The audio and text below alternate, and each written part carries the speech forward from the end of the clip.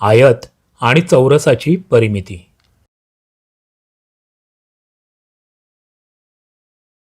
एक उदाहरण सोडवायचं आहे. चौरसाकृती खोली आहे. तिची एक बाजू 8 मीटर आहे.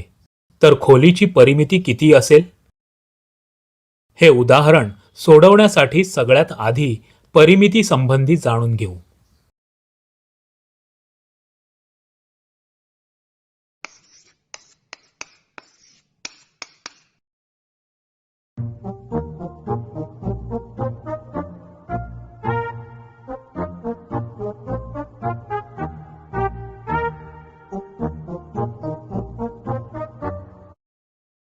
तर आता आपण शिकलो की चौरसाची परिमिती म्हणजे त्याच्या 4 बाजूंची बेरीज असते, म्हणजेच बाजूच्या लांबीच्या 4 पट.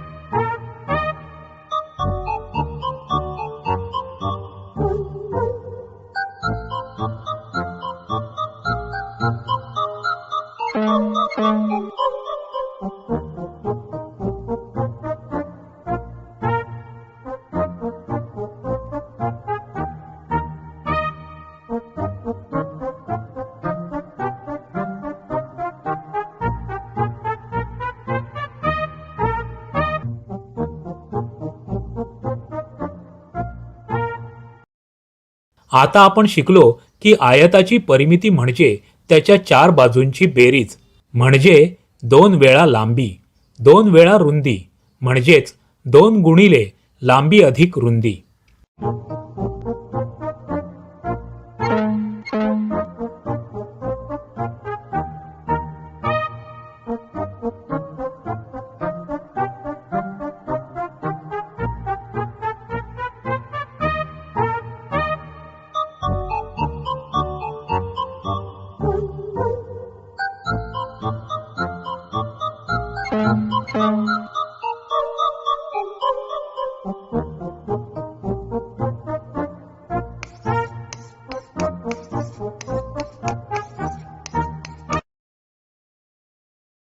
आता आपण या चौरसाकृती खोलीची परिमिती काढूया. त्याची एक बाजू 8 मीटर आहे. आपल्याला माहिती आहे की चौरसाची परिमिती त्याच्या बाजूच्या लांबीच्या 4 पट असते, म्हणजे 4 गुणिले 8 मीटर. ती असेल 32 मीटर. म्हणजेच या खोलीची परिमिती आहे 32 मीटर. आता हे उदाहरण सोडवू. एका आयताची लांबी 8 सेंटीमीटर आणि रुंदी 6 सेंटीमीटर आहे. त्या आयताची परिमिती किती असेल?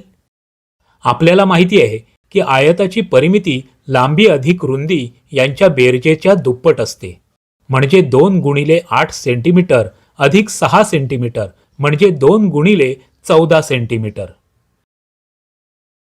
2 गुणिले 14 सेंटीमीटर होतील 28, म्हणजे या आयताची परिमिती झाली 28 सेंटीमीटर.